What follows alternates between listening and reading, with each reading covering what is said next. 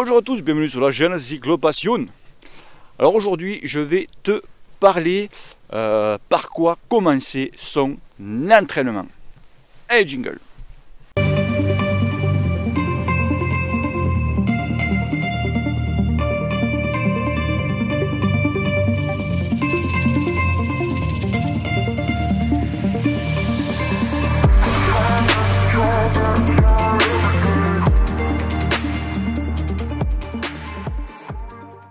Alors ça y est, parmi d'entre vous, dans quelques jours, allez, le 1er décembre, il y en a même déjà qui ont commencé à re-attaquer l'entraînement.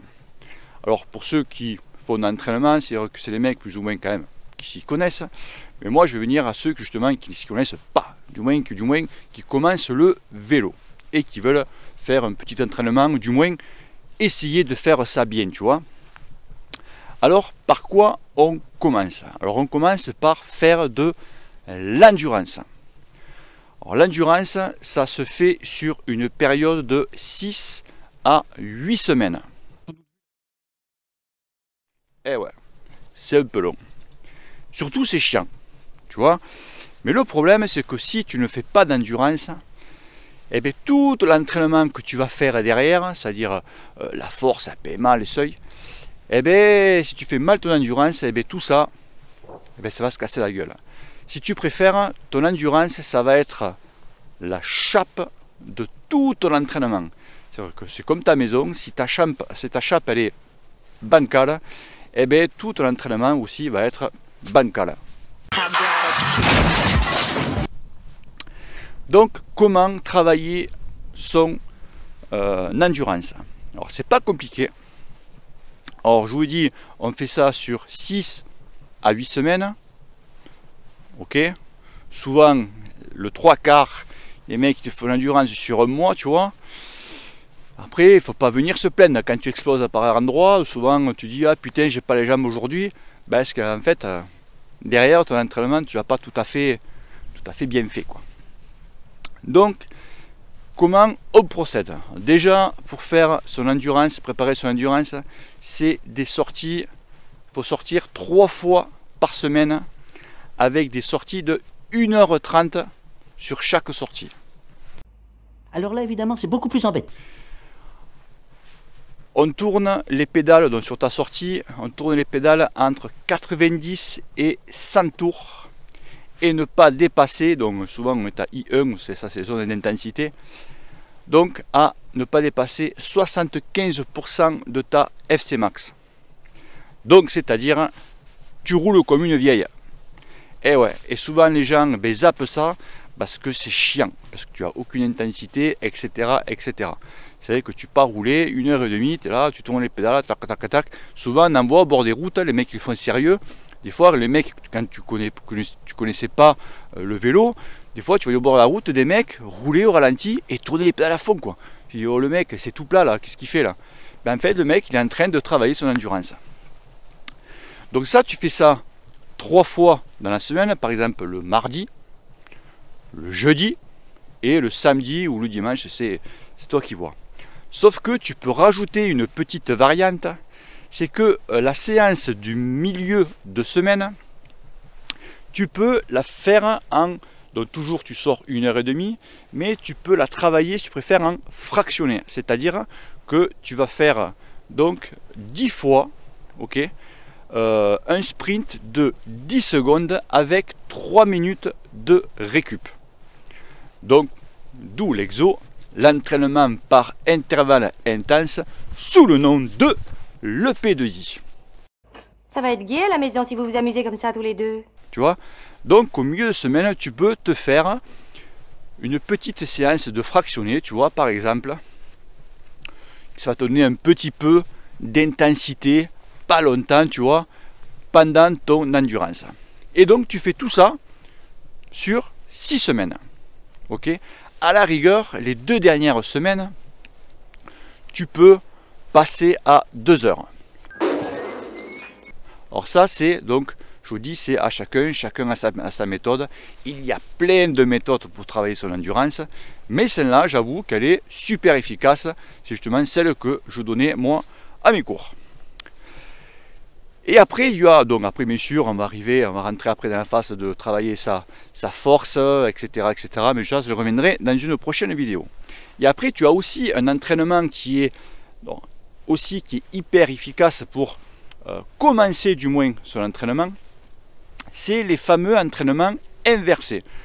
Alors si tu préfères ça, entre ceux qui ne connaissent pas, donc nous, le truc classique, tu commences par l'endurance, après la force, etc., etc. Et eux, donc pas mal d'équipes pro utilisent cette méthode, c'est-à-dire que tu vas commencer par faire du seuil. Tu veux me demander une chose là. Vous vous foutez de moi là? Oui garçon. Alors, tu fais du seuil, après tu passes à la PMA, après tu passes donc le PPG, etc., etc. Et tu finis par faire de l'endurance, faire des longues sorties. Donc tout est inversé.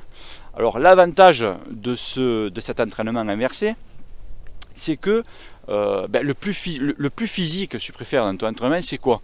C'est la PMA et le seuil. C'est que ça tu vois, ça te reste sur le caillou, tu vois ça quand même. Et après, justement, derrière, tu as souvent tes objectifs, tes premières courses. Donc, déjà, tu es un peu cramé parce que 15 jours avant, tu as fait tout l'entraînement de PMA et de seuil. Tandis que là, c'est le contraire, vu que tu as travaillé au début, tu vois. Et tu finis par de l'endurance sur la fin. C'est que donc tu arrives plus frais sur tes courses. Mais il y a un petit mais, c'est que ces entraînements qui sont super efficaces, mieux que l'entraînement classique, sauf que il y a intérêt, préfère au mois de janvier, février, qu'est-ce qu'on chope de plus, pas les gonzesses, hein. Non, ouais, certains, c'est sûr, c'est se chopent comme des lapins. Je vais me la faire. Non, qu'est-ce qu'on chope de plus comme maladie? Rhume, bon, gastro, il y en a toute l'année maintenant. La grippe. T'as pas intérêt, quand tu fais l'entraînement inversé, de choper la grippe. Pourquoi? Parce qu'une grippe, voilà, une grippe ça dure quoi? Le temps que tu la soignes et tout, tu la bien facile pour 15 jours, tu vois. Voire même, des fois, moi j'en connais, c'est 3 semaines, voire même 1 mois, le mec pour s'en remettre, parce que le mec, voilà, si tu chopes une belle grippe, bien sûr que par hasard, tu es sportif, tu as des objectifs, tu vas faire des courses, que par hasard, tu vas choper la plus grosse grippe qui passe. Ça, c'est jamais, c'est pas de cul tout le temps, tu vois. C'est comme ça, que ce que je te dis. Moi, pareil, rarement que j'ai chopé la grippe, je vais dire en état grippal, et tu peux y aller que pendant 15 jours, c'est la merde, quoi. Donc, c'est, tu vois, la grippe, et donc quand tu chopes la grippe, bon, tu en as pour 15 jours, et si tu fais l'entraînement inversé, 15 jours sans rien faire, et tu as travaillé derrière ta PMA, ton seuil et tout, et tu as tout perdu, mon gros. Et ouais, et c'est long pour tout récupérer quand tu fais du seuil de la PMA. Et ouais, mon grand. Tandis que si tu fais donc le style l'endurance, le truc classique, c'est plus rapide à récupérer, tu vois, que le seuil de la PMA. Tu vois, alors c'est super efficace, sauf il faudrait qu'il t'arrive. Tu as intérêt de te bombarder de vitamine C, de spiruline, tout ce que tu veux, mais il faut qu'il t'arrive rien. Et si tu arrives à passer, tu vois, le mars, avril sans rien, t'es un pacha. Voilà, tu peux aller faire un petit tour à Lourdes. Et là, je te garantis qu'après, au niveau quand tu vas faire les courses, tu vas leur rentrer dans la gueule, tu vois. Donc voilà. Donc la semaine prochaine, les gars, mercredi, le prochain live, parce que le premier il a super bien marché, et comme un connard, je l'ai effacé. La conne de moi, la conne de tes morts, comme on dit chez nous. Ça me fait exprès, désolé, mais souvent c'est la même question qui reviennent. Donc pareil, 18-19h, chaque fois je dépasse. Donc pareil, on va parler de tout, de rien, ce que vous voulez. C'est comme ça. Allez, si tu as aimé cette vidéo, partage-la, like-la et pense à t'abonner, mon ami. Allez, bisous, ciao ciao. Merci, messieurs, c'était très bien. C'était très bien.